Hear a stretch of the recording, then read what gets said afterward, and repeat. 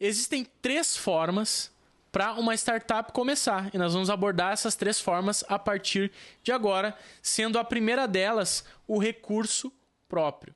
O recurso próprio nada mais é do que quando os sócios, os empreendedores, os fundadores da startup decidem começar esse negócio com o seu próprio capital, em virtude de suas economias, um dinheiro que eles separaram para investir num novo negócio.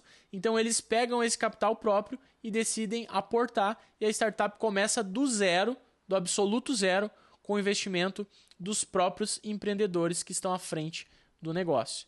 O segundo exemplo é o dinheiro do cliente, que é também chamado de bootstrapping, que é quando a startup começa do zero também, mas desde os primeiros dias, desde os seus primeiros momentos, ela já consegue faturar e já consegue bancar com o dinheiro do cliente o seu próprio crescimento. E o terceiro modelo, que nós chamamos de fundraising, nada mais é também do que investimento, que é quando agentes, investidores, aportam um valor na empresa com uma contrapartida de um percentual desse negócio. E por que existe, então, esse investimento e por que faz sentido uma startup buscar?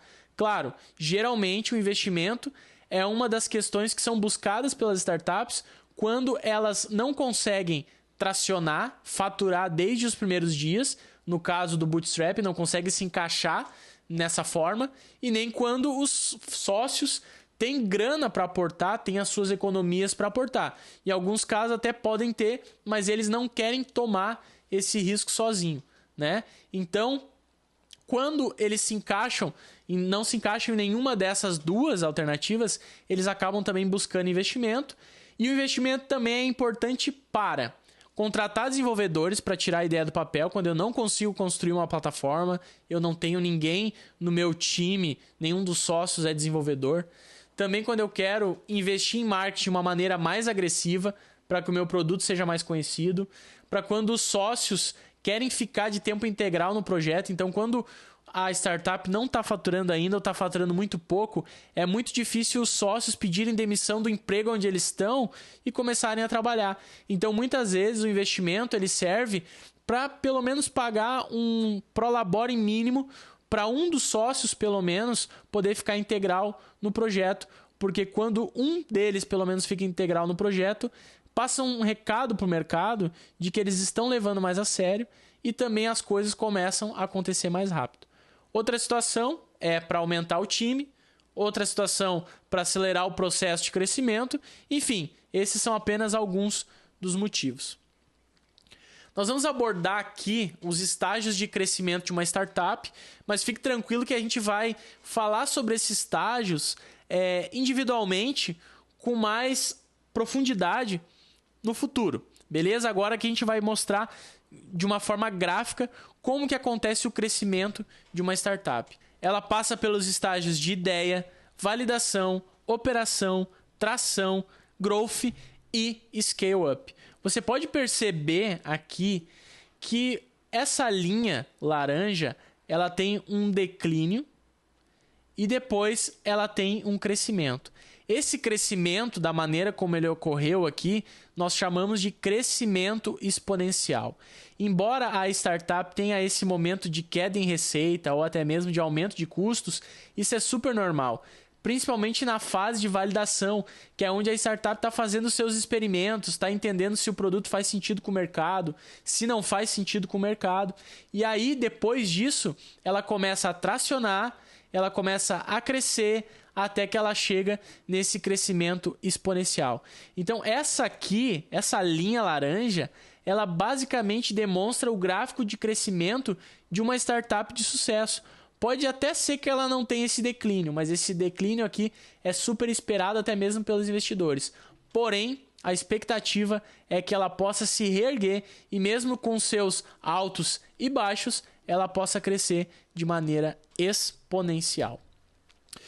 Dentro de cada fase existe um tipo de investimento. Na fase de validação e operação, nós chamamos todo investimento que é aportado aqui como investimento pré-seed. Na fase de tração e de growth, nós chamamos de seed. E na fase de scale-up, nós chamamos de série A, Série B, Série C e por aí vai. Quem são, então, os agentes? Quem é que aporta? Quem é o grupo de pessoas ou pessoa que aporta valores nessas fases e em quais fases cada tipo de agente investe? Aqui são os Family, Friends and Foes, que se denomina FFF, que é o financiamento da startup por familiares, amigos, conhecidos dos fundadores. Então é uma forma super rápida e fácil de obter recursos, além do bootstrapping, que a gente já comentou antes, que é o recurso próprio dos fundadores. Esse tipo de investimento geralmente acontece na fase de ideia. Depois, na fase de validação e operação, é o momento dos investidores anjo e as aceleradoras. Os anjos, então, investem em torno de R$20 mil a R$500 mil e as aceleradoras de R$200 mil a R$1,5 milhão. O investidor anjo, ele é um investidor individual que aplica os recursos próprios dele em startups que estão lá no estágio inicial e ele, obviamente, fica com uma participação minoritária no negócio.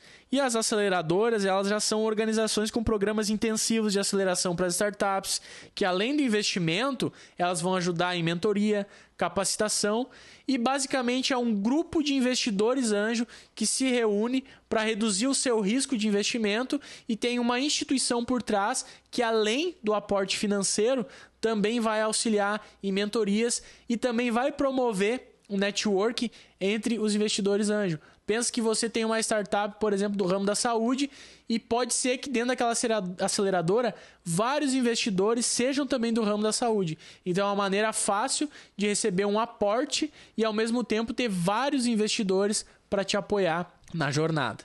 Depois nós temos as redes de anjos que atuam no estágio de growth e os venture capitals que também atuam no estágio de growth. Eles aportam em torno de 1,5 milhão até 10 milhões. As redes de anjos são grupos de investidores anjo que realizam rodadas de investimento em conjunto. É um pouco parecido com as aceleradoras, porém todos os investidores que estão ali dentro daquela rede de anjos, automaticamente na pessoa física deles, eles também são investidores anjo. Então eles se reúnem e fazem esse investimento colaborativo em conjunto. E os venture capitals, que é uma forma de financiamento de empresas, geralmente startups, empresas de alto crescimento, por investidores institucionais ou indivíduos com alto patrimônio líquido. Então, os venture capitals muitas vezes são grandes empresas e até mesmo grandes startups que já passaram da fase de scale-up e elas decidem investir em novas startups porque faz sentido ter uma parcela de alguma startup, ser sócio de alguma startup que está com crescimento emergente ou até mesmo porque aquela solução é complementar para aquela empresa que está investindo, que faz parte do Venture Capital. E por último, a gente vai falar aqui dentro dessa fase de scale-up dos Private Equity, que eles investem geralmente a partir de 15 milhões. Os Private Equity geralmente são fundos de investimento, empresas com equity privado ou até mesmo indivíduos de alto patrimônio líquido. Eles compram uma participação majoritária ou significativa dessa empresa e eles assumem o controle da gestão e trabalham para melhorar a eficiência. Então, o desempenho e o valor da empresa durante um período de tempo pode variar anos. O objetivo final é vender a empresa após aprimorar seu valor, preparar para uma oferta pública, que a gente chama de IPO, ou uma venda para outros investidores. E aí é onde a gente chega nesse próximo assunto. Depois que a startup passa por todos esses estágios aqui e por não necessariamente todos os agentes de investimento, mas pelo menos alguns deles, espera-se que a empresa faça dois movimentos. Ou ela faça um IPO, ou ela faça um exit. E a gente vai entender um pouquinho melhor o que é cada coisa. A IPO é quando essa empresa ela abre capital na bolsa. Então, ela começa a se tornar uma empresa de capital aberto e oferece ações. Então, uma startup pode percorrer tranquilamente esse caminho. Só que ela precisa ter um crescimento saudável, precisa passar por alguns estágios e efetivamente abrir um capital na bolsa de valores. E o processo de exit, né, que é o M&A, que nada mais é do que merge e acquisition, né, fusão e aquisição de empresas, são transações comerciais na qual uma empresa é vendida. Ou ela se funde com uma outra empresa, ou ela vende totalmente os seus ativos. Então, o comprador, né, quem faz essa aquisição, geralmente tem o objetivo de expandir os negócios dele, ganhar vantagem competitiva ou alcançar outros objetivos estratégicos. Um exemplo bem bacana aqui é que a minha startup que eu apresentei lá na aula de introdução, a SweetShare, que foi vendida para a Vetex, nós vamos falar sobre o case da SweetShare mais para frente, ela passou por esse processo, né? E eu, como um dos fundadores, passei por esse processo de aquisição. Então, eu, como fundador de startup, depois que eu vendi 100% da empresa, trabalhei mais um ano lá na Vetex e depois saí do negócio, eu posso dizer, como empreendedor, como fundador de startup, como fundador da SweetShare, que eu tive o meu exit nessa transação. Então aqui está o gráfico de uma maneira completa para que você possa entender não só os estágios, mas os tipos de investimento em cada um desses estágios, quem são os agentes investidores e quanto eles aportam em cada estágio. Existem outras maneiras também de uma startup receber um aporte financeiro, ou seja, um investimento, e não ser necessariamente aqueles tipos de investimento que eu comentei anteriormente. Existe o crowdfunding e os recursos de subvenção. Os recursos de subvenção é um subsídio financeiro fornecido pelo governo ou algumas organizações para apoiar projetos de inovação, de caráter social, enfim, projetos que visam trazer algum tipo de desenvolvimento. Então, o governo, através de alguma instituição, abre um edital, esse edital tem um valor a ser investido combinado e as startups submetem e é anunciado quem são os vencedores, quem preencheram os requisitos, né? E automaticamente eles recebem essa grana, esse valor e não cedem nenhum tipo de equity, nenhuma porcentagem da empresa e acabam podendo gastar esse recurso, né, com diligência, obviamente, precisam prestar contas sobre cada passo e cada valor que foi gasto, onde foi gasto, mas é uma forma também de não ceder equity, mas conseguir esse tipo de investimento. O ponto aqui é que existe uma grande competitividade, porque os editais são anunciados para o Brasil inteiro, geralmente, alguns são regionais, mas sempre tem muita competição. Então é um pouco mais difícil das startups terem acesso. E o crowdfunding, que é quando existe um financiamento coletivo. Então, as pessoas abrem na internet uma captação e as pessoas interessadas podem fazer a contribuição de um valor e ter acesso a um percentual da empresa que em um grande volume acaba sendo diluído em pequenos pedaços, mas é uma forma de conseguir um financiamento, de conseguir o investimento, o aporte e várias pessoas que têm interesse por aquela solução poderem se tornar sócios e lá na frente, se houver uma valorização, elas acabam sendo valorizadas também. Para a gente fechar essa nossa aula aqui, a gente vai entender um pouquinho o racional e o porquê que aqueles agentes investidores têm uma predisposição a investir nas startups. O que ocorre é que quando um investidor investe 100 mil reais por 10% de uma empresa, automaticamente 100% da empresa agora vale R$1 milhão. Isso a gente chama de valuation e nós vamos falar um pouquinho mais lá na frente. Só que o que acontece? Se 5 anos depois essa empresa cresceu e um venture capital decidiu investir 15 milhões por 15%, automaticamente 100% da empresa agora vale 100 milhões. 100% da empresa é igual a 100 milhões. Sendo assim, o venture capital compra a parte do investidor anjo e agora ele ganha 10 milhões. Ou seja, esse negócio para o investidor anjo fez muito sentido. Valeu muito a pena, né? Ele investiu lá no início 100 mil e acabou lá na frente tirando um valor muitas vezes maior.